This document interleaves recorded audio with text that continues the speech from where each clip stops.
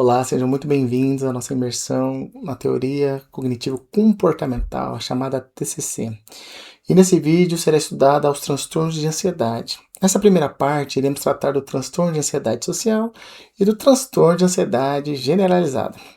Mas antes do aprofundamento dos conceitos, é indispensável uma ressalva. Este material possui caráter estritamente acadêmico e pedagógico. O conteúdo que exposto não detém sob hipótese alguma a finalidade de fornecer diagnósticos clínicos, tratamentos direcionados ou qualquer outro tipo de intervenção. O objetivo central reside na difusão do conteúdo de psicologia.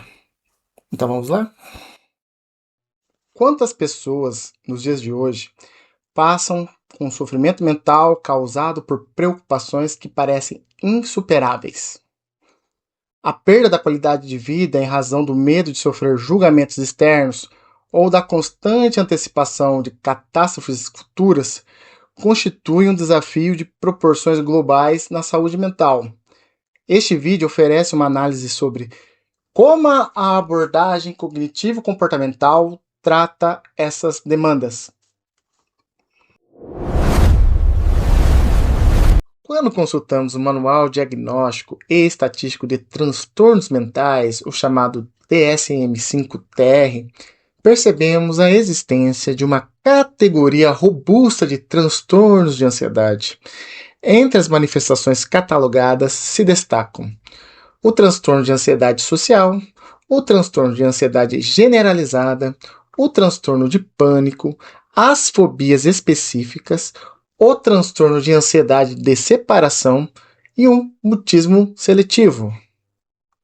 Neste vídeo, a nossa atenção se volta para as duas primeiras condições, o transtorno de ansiedade social e o transtorno de ansiedade generalizada. Mas quais seriam, afinal, as características comuns a todos esses quadros? Notem que existe tanto o aspecto do medo quanto o da ansiedade, além de outros comportamentos associados. O medo consiste justamente na resposta emocional imediata a uma ameaça iminente. Essa ameaça pode possuir contornos reais ou ser apenas percebida de forma subjetiva pela mente. Diante do medo, o organismo ativa a clássica reação de luta ou fuga. Esse mecanismo biológico é automático e dispara a liberação de substâncias na corrente sanguínea, como a adrenalina, a noradrenalina e o cortisol. Como se sabe, a adrenalina promove o aumento dos batimentos cardíacos e a prontidão imediata do corpo. A noradrenalina direciona o foco da atenção e prepara os músculos para o movimento físico rápido. Por fim, o cortisol gerencia o estresse, com a função de regular as reservas de energia do organismo durante todo o período de alerta. Com essa reação combinada, esses hormônios garantem força física e velocidade para enfrentamento ou para retirada rápida do local de perigo. Isso significa que o medo opera como um reflexo diante de estímulos externos, concretos ou de gatilhos internos, a exemplo de uma lembrança dolorosa ou de um pensamento negativo. Por outro lado, a ansiedade se configura como a antecipação de uma ameaça futura. O elemento central dessa condição é cognitivo. Trata-se daquela preocupação recorrente de que algo ruim está prestes a acontecer.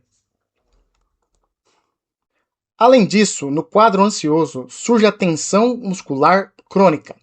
Esse sintoma mostra que o corpo permanece rígido e em alerta constante diante de riscos hipotéticos ou imaginários. No que diz respeito aos comportamentos associados, a resposta ao medo gera a fuga.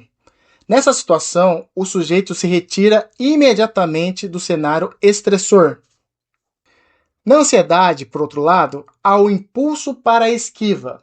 O indivíduo adota medidas preventivas para sequer entrar em contato com o gatilho. Com isso, o desconforto nem chega a acontecer. Agora o foco se volta para o transtorno de ansiedade social, e que chamaremos de TAS.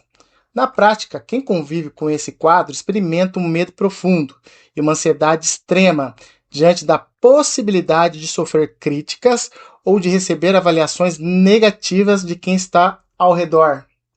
Diante disso, tarefas simples do cotidiano viram verdadeiros desafios sob o olhar de outras pessoas.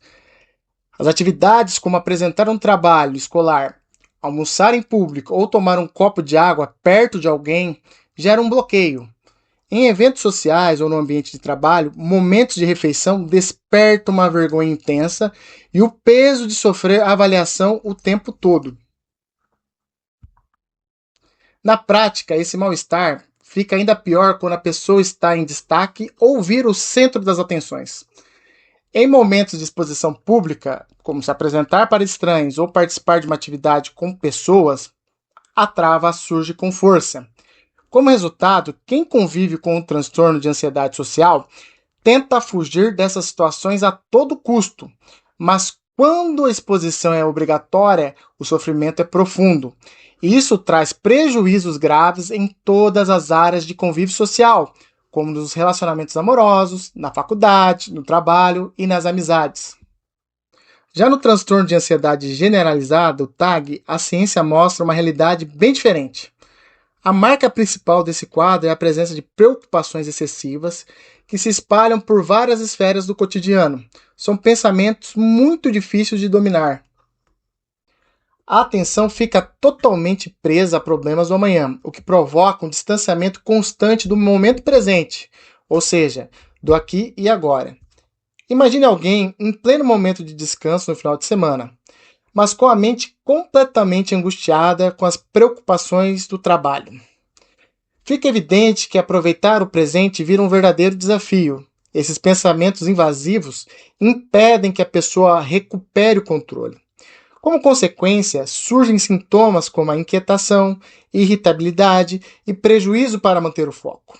Além disso, o corpo reage com uma tensão muscular constante, concentrada principalmente nos ombros, no pescoço e na coluna cervical.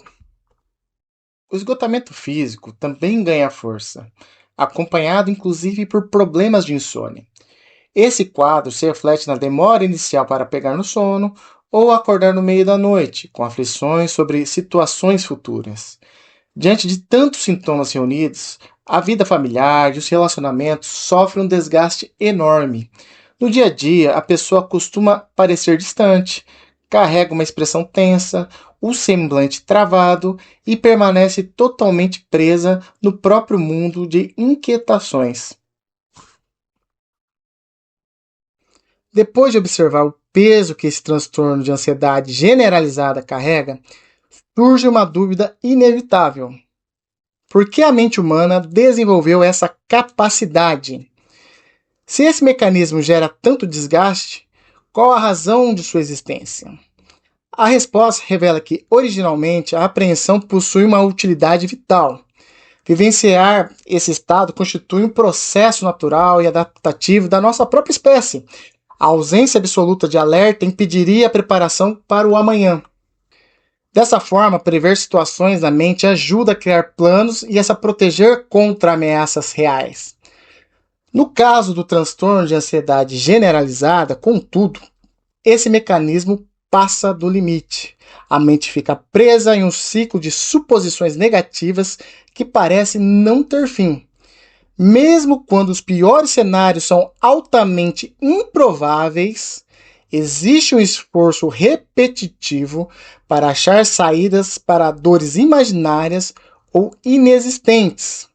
A grande ironia é que buscar soluções mentalmente alimenta o receio e reforça o comportamento. Esse ciclo impede o cérebro de compreender que o perigo não é real. Desse jeito, a mente nunca desliga e o estado de alerta passa a ser constante. Para entender melhor essa dinâmica, vale a pena olhar para uma história real e que ganhou as telas do cinema. O filme O Discurso do Rei, lançado em 2010, retrata a trajetória de Jorge VI, o monarca que assumiu o trono britânico de forma inesperada em 1936. Essa reviravolta aconteceu após a abdicação do irmão, que optou se casar com uma mulher divorciada. E essa decisão desencadeou uma grave crise institucional, política e religiosa no Reino Unido. Jorge VI enfrentava uma gagueira severa desde a infância. Essa condição costuma estar associada a quadros graves de fobia social. O desafio máximo surgiu em 1939, com a necessidade de realizar o pronunciamento oficial via rádio para unir a nação no início da Segunda Guerra Mundial. Vale destacar um ponto crucial. O método aplicado na época pelo terapeuta de fala, chamado Lionel Logg, não era terapia cognitivo-comportamental clássica. Contudo, a situação serve perfeitamente para ilustrar como os transtornos de ansiedade encontram alívio com o manejo adequado. O sucesso das sessões surge ao isolar o comportamento de evitação e os pensamentos de autocrítica que alimentam o sofrimento. Ao substituir esses velhos padrões por exercícios respiratórios, técnicas físicas e exposição gradual a situações de medo, a superação de Jorge VI se consolida. Fica claro que essa narrativa histórica serve como um excelente exemplo de reflexão sobre o transtorno de ansiedade social e generalizada. O enfrentamento passo a passo reconstrói a rotina de quem sofre com prejuízos na carreira e nas interações sociais. Em resumo, essa primeira parte mostrou como a TCC funciona na prática e traz resultados comprovados para controlar a ansiedade. Ficou clara a diferença fundamental entre o medo e a ansiedade. Além disso, compreendemos as características de cada diagnóstico. Lembre que o resumo completo deste conteúdo está disponível em PDF. O arquivo pode ser acessado pelo link na descrição deste vídeo, onde também constam as referências bibliográficas utilizadas. Deixo aqui o convite para que realize a inscrição no canal Psicologias de Freud e Skinner e além. Curta este vídeo se o conteúdo agregou valor aos seus conhecimentos e compartilhe o material disponibilizado. Não se esqueçam de deixar um comentário com as suas impressões. Agradeço imensamente a preciosa atenção de todos vocês. Até mais.